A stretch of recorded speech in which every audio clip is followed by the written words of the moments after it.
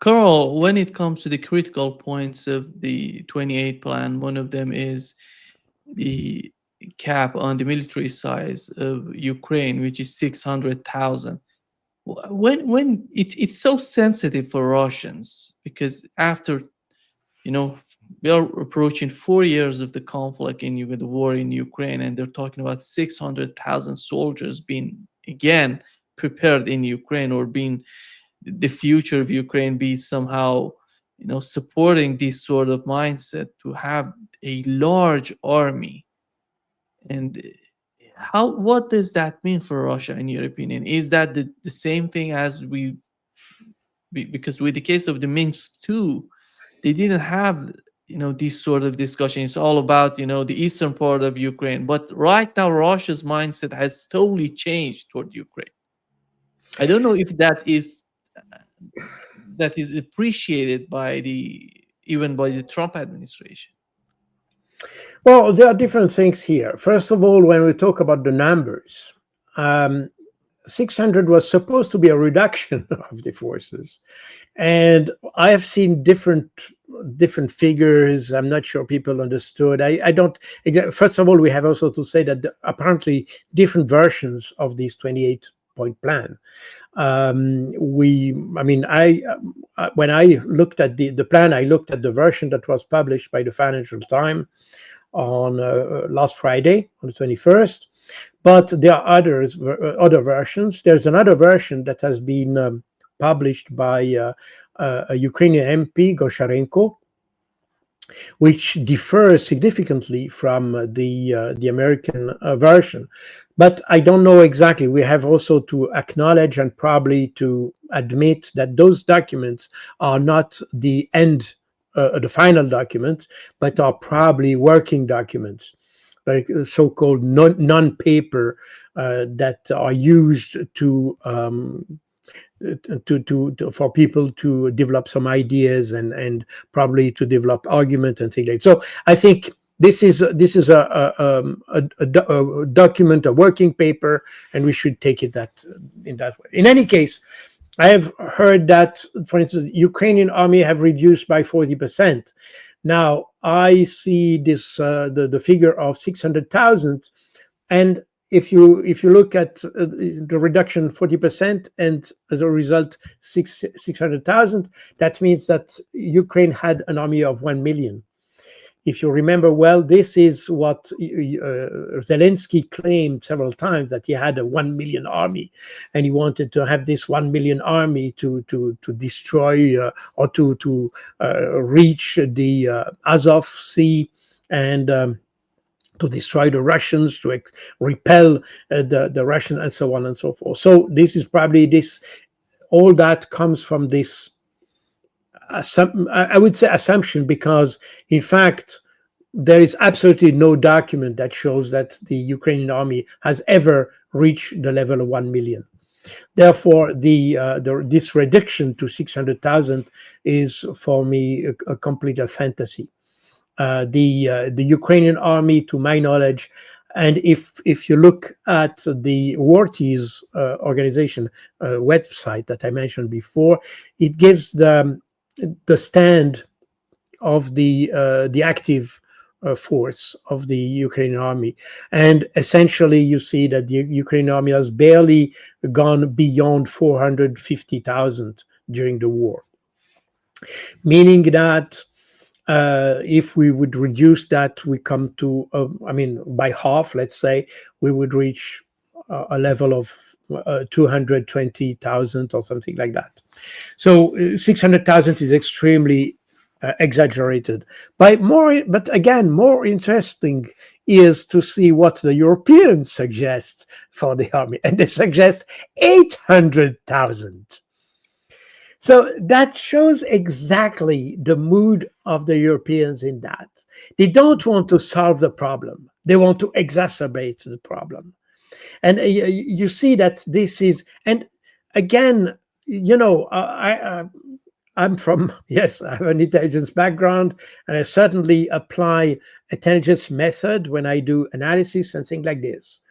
But I assume all these governments have also intelligence agencies, intelligence services, intelligence analysis services that are able to say how many people you have in the Ukrainian army, A, and B, what is at stake during this conflict.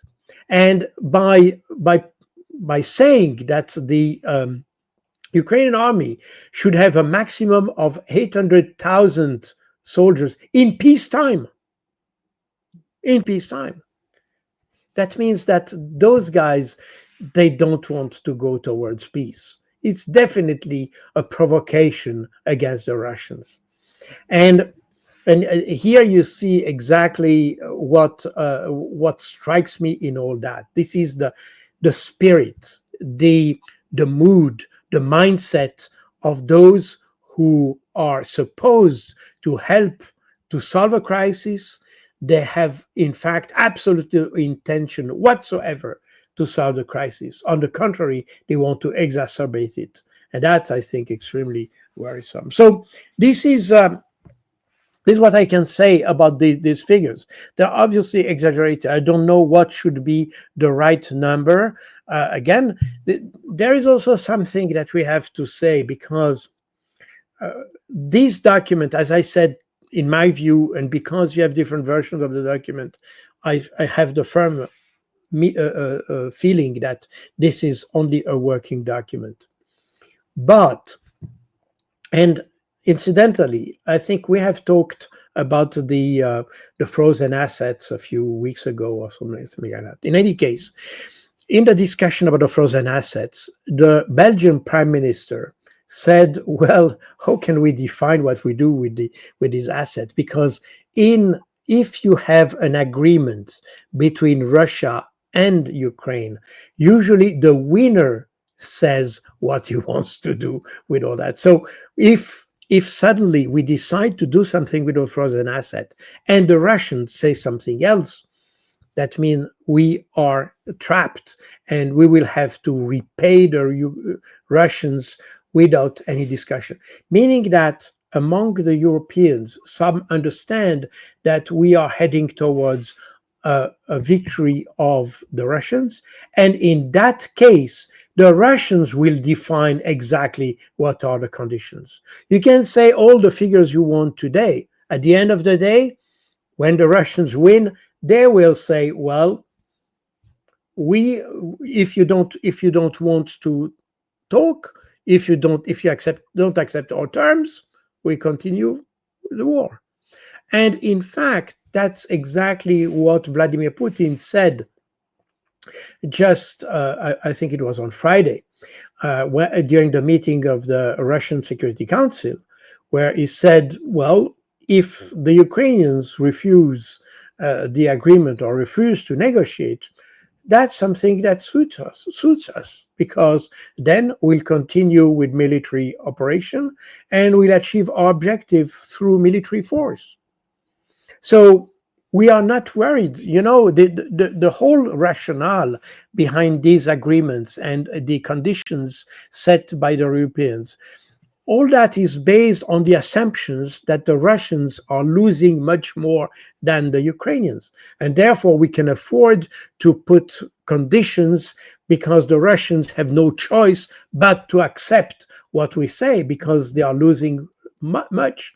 But the reality of the matter is that, and I think everybody now, I mean, not the journalists, not the politicians, not the so-called political elites in Europe, but if you talk about really professionals, those who have let's say, a solid understanding of the conflict in intelligence and things like this, everybody understands that Ukraine is losing much more than the Russians. We cannot say exactly what is the ratio of losses, but definitely Ukrainians are losing more than the Russians. They are definitely losing more lives than the Russians. They are definitely losing more equipment than the Russians. They are definitely losing more territory than the Russians, and things like this. So meaning that the Russians, there is no, and that's exactly, by the way, what Donald Trump said in the small video you showed. But Zelensky has no cards. The Europeans have no cards. So when you have no cards, you should make every incentive to attract the Russians into the agreement, not to make the agreement unattractive. Because at the end, that's exactly what Putin says. Well, if they don't want, then for us, continue. If you continue, we continue the military operation. That's fine with us because we can afford it. And that's where you see this intellectual weakness that we have in the European polity at large. Carl, somehow what's going on in Ukraine is the same sort of mindset that is shaping in Europe, which is the militarization of Europe. Because if you're interested in having a Ukrainian sovereign country called Ukraine, in the western part of Ukraine, the central part of Ukraine, mm, you have to consider that 800,000 soldiers, how you can feed this army, what is the plan? Because the future of Ukraine doesn't get anywhere with this sort of mindset. Yeah. Yeah, no, absolutely. You're absolutely right. I mean, this is, but again, this is it illustrates the delusion that in which the Europeans are. Today, we have to admit that the Americans have realized that the war cannot continue that way because otherwise they will lose big, and the defeat will be so obvious that it will be politically extremely heavy for everybody, not just for the Ukrainians, but also for all those who promoted to continue the war.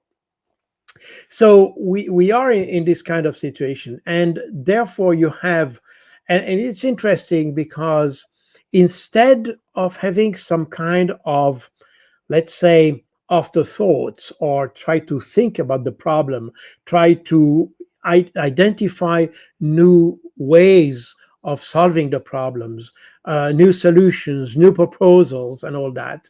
Instead of that, you have Europe tends to be even more radical in its approach. And that was exemplified just a couple of days ago by the declaration of the French chief of the army. It's the equivalent of the Joint Chief of Staff, of the chairman of the Joint Chief of Staff in the U.S. It's the Chief of Staff of the armed forces in France, General Fabien Mandon. And he said that every family in France should be prepared to sacrifice his children. And that triggered an outrage in the whole political spectrum in France and also among citizens, because they said, well, what are they talking about? France is not at war with Russia. We are far away from Ukraine. We are allegedly not part of the conflict. We don't see and we cannot identify any reason, rationale, or objective for Russia to attack France. So, what are they talking about? And that reflects also this mood that was triggered by Ursula von der Leyen when she said that Europe should militarize, and she had this in fact big project to remilitarize Europe. And again, if you think about it, what is the rationale behind this? There's absolutely none. This is only fed by the narrative that Russia attacked Ukraine for no reason and wanted just to expand its own territory. And therefore, once it started with Ukraine, why not continuing with the Baltic states, with Poland, and so on and so forth. So it's based on a narrative that has been found or developed exclusively in the West, that the Russians have never mentioned in any way. And even more, the Russians have explicitly said why they entered Ukraine. But since nobody wants to acknowledge the real reasons for the Russians to enter Ukraine, of course, then if you exclude that, then you have all other reason to recreate the Tsarist Empire, the Soviet Union. You can find any kind of explanation, and that's exactly where we are.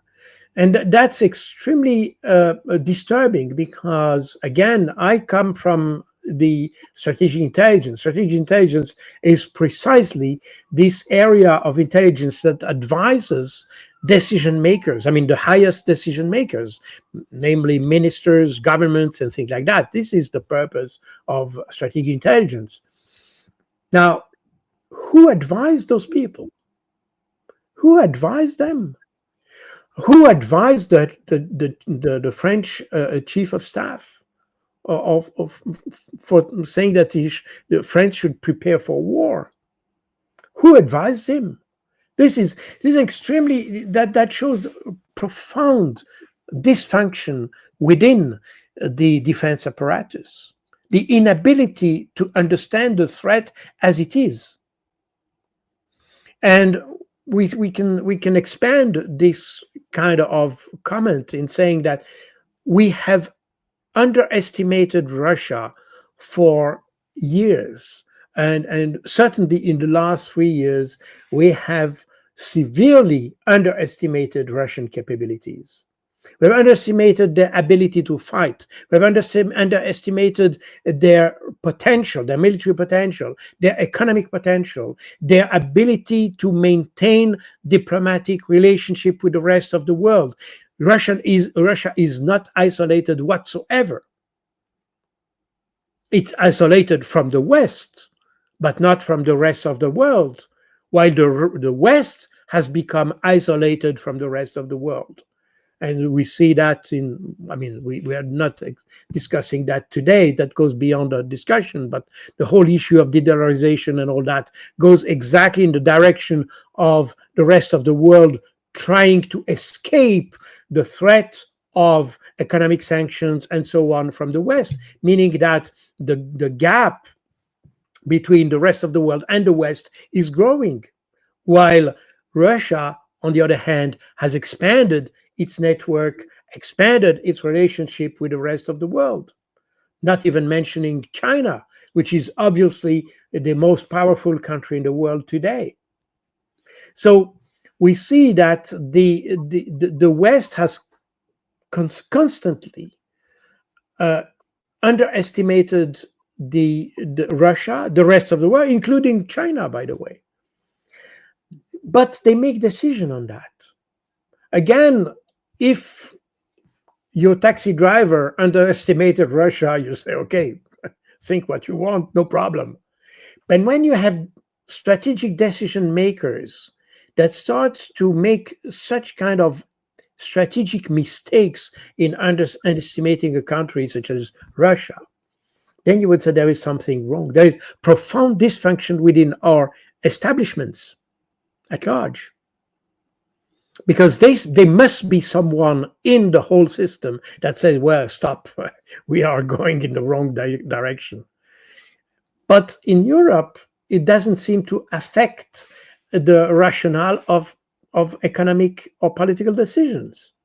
You have this, of course, you can add in Europe, you have an additional factor, which is a complicating factor. You have the Greens and environmentalists and all that complicate the whole thing. And that's also a big problem in Germany and other countries. In any case, the fact of the matter is that we see that the European economy is going down.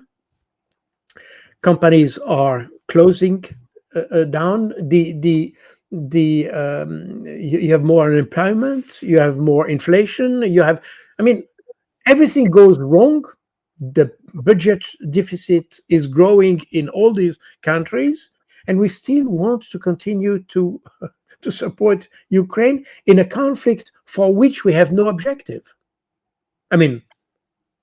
If you consider that weakening, but even weakening Russia is not working, because we see that Russia, on the contrary, is improving. And that's the reason why in March this year you had it's because you have also that in the 20-point agreement, by the way, that the sanctions will be relieved from Russia. But if you listen to what Vladimir Putin said in March this year during the Congress, the annual Congress of the industrialists and and other, I don't remember, entrepreneurs, he said, well, the sanctions are systemic against Russia. The West wants to weaken us, and therefore they will keep these sanctions in some way. Therefore, we need to learn to live with those sanctions. And we in fact, and he said also, that's very interesting, by the way, he said, in fact, the sanctions have prompted us to improve. And it's interesting because we see today, for instance, what you see in China, you have this struggle between US and China regarding semiconductors, and US has issued a ban to provide some semiconductors to China. And now that US is losing the battle, they start to reauthorize the supply of some kind of semiconductors to China. But now it's China who is banning Western semiconductors. Why that? Because the Chinese have understood that because if you cannot import semiconductors, that helps your own industry to find solution for that. It prompts creativity.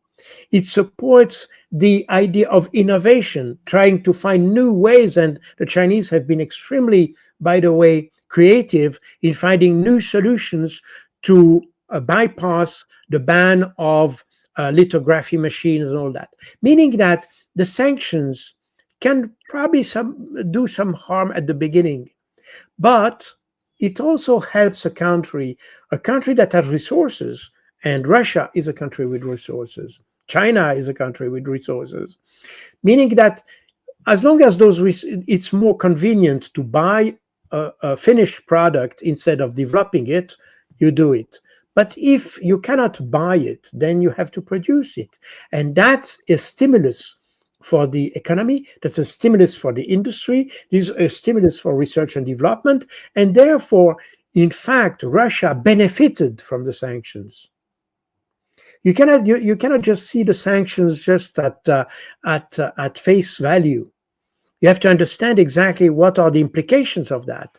And the Russians have, and Vladimir Putin in particular, has perfectly understood that the sanctions are not a punishment, they are an opportunity.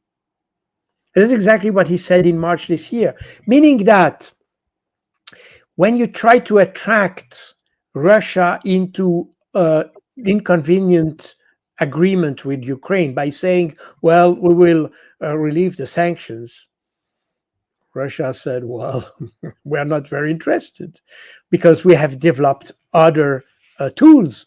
We have developed other solutions. And in fact, the sanctions are stimulating our economy. In fact, they're doing some positive effects. So we see here that on the Western side, we have an extremely simplistic understanding of the relationships with Russia, and with others as well. It's not limited to Russia. I mean, I mentioned China just to take an example, but in fact, the relationship between Europe and China is exactly the same. The relationship between US and China suffers exactly from the same problem. We tend to underestimate the capabilities of others.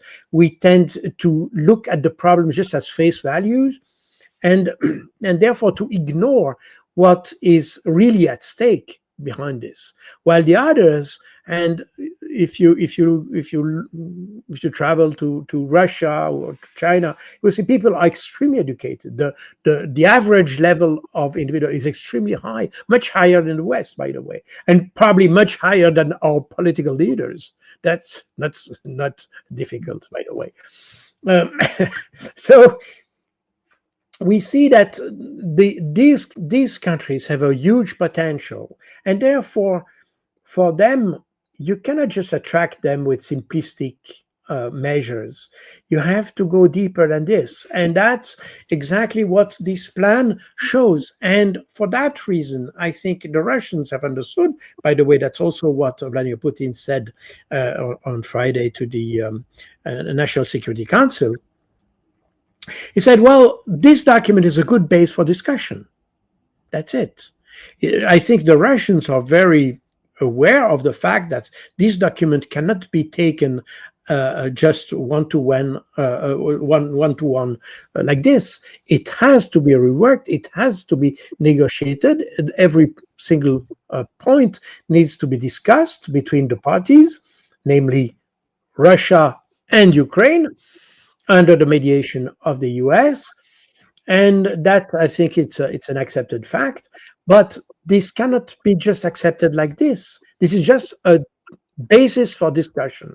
And I think the Russians have perfectly understood that. While in the West, we tend to understand this document as a finished document. It's not the case, and the Russians certainly don't understand it that way.